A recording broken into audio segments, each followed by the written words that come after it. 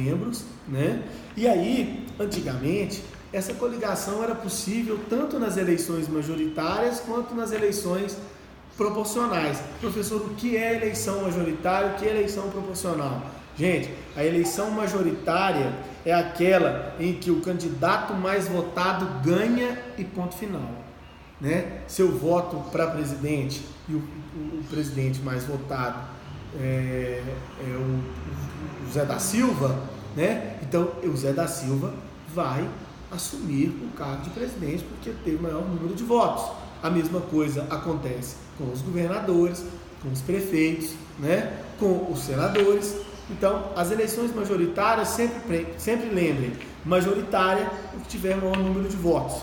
Já a eleição ou as eleições proporcionais, né, são as eleições que eu tenho efetivamente a participação ou a consideração do nosso chamado coeficiente eleitoral, né? Ou seja, nem sempre o mais votado é quem efetivamente ganhará as eleições ou ganhará a vaga para exercer aquele cargo público, certo? Ou seja, existe essa diferença e nós vamos explicar exatamente o que a emenda constitucional trabalhou na mudança da Constituição nesse sentido. Primeiro, as eleições majoritárias em nada foram alteradas. As coligações ainda são possíveis nas eleições majoritárias. Então, se tiver na prova uma eleição para governador e aí na prova perguntar se a possibilidade ou não de formação de coligações para essa eleição majoritária para governador, presidente ou prefeito ou senador, ela é possível, nada mudou.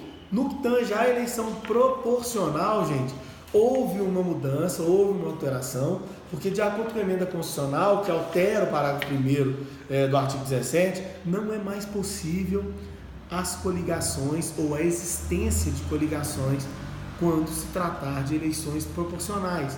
Então, vejam, deputado estadual, deputado federal, vereadores, né? Não poderá mais haver coligações nessas eleições, certo?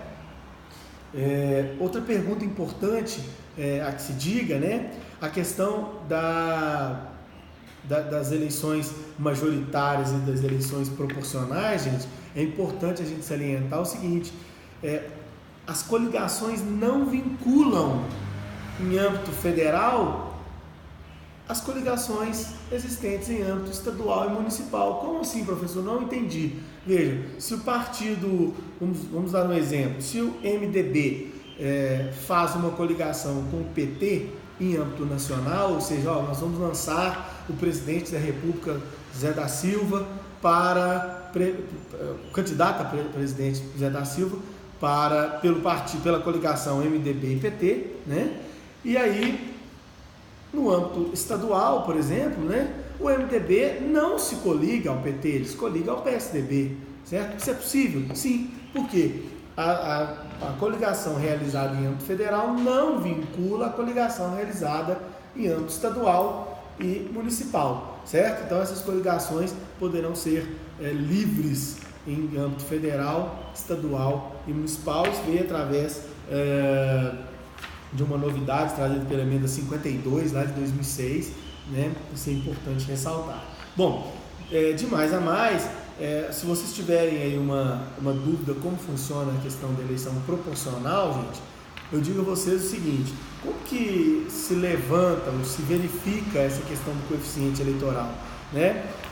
Você vai pegar o número de votos da coligação, né, ou do partido, divide esse número de votos pelo número de vagas totais. Então, qual é o número? Número de votos válidos na eleição, divide pelo número de vagas totais, ou 517 na Câmara, ou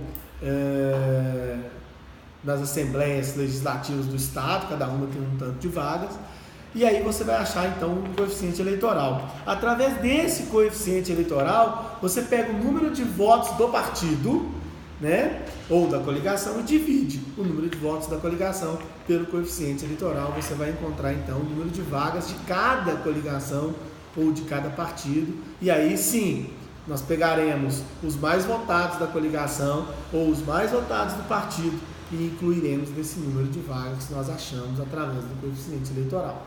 certo? Então, de novo, número de votos válidos nas eleições divido pelo número de vagas. Quais vagas? Quantas vagas eu tenho na Câmara dos Deputados? 517 vagas. 513 vagas, aliás, desculpa, 513. Divido pelos 513, acho o coeficiente eleitoral. Pelo coeficiente eleitoral, eu utilizo pegando o número de votos do partido ou da coligação, divido pelo esse coeficiente eleitoral, e aí eu acho quantas vagas que esse partido ou essa coligação terão efetivamente para preencher no âmbito das eleições proporcionais, ressaltando que as coligações em âmbito proporcional não mais existem por força da emenda constitucional número 97. Não se esqueçam disso.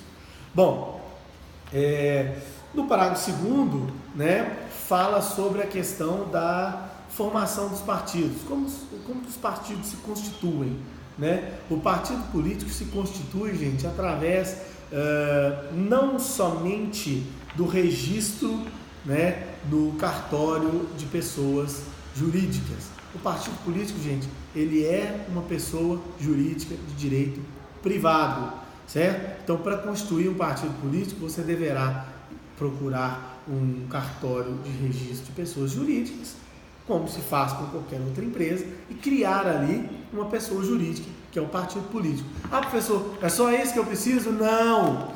Eu preciso, para ter validade, para ter efetiva existência desse partido, fazer um estatuto, registrar esse estatuto perante o TSE, que é o Tribunal Superior Eleitoral, né? Que, ainda que tenha função jurisdicional perante o âmbito das eleições,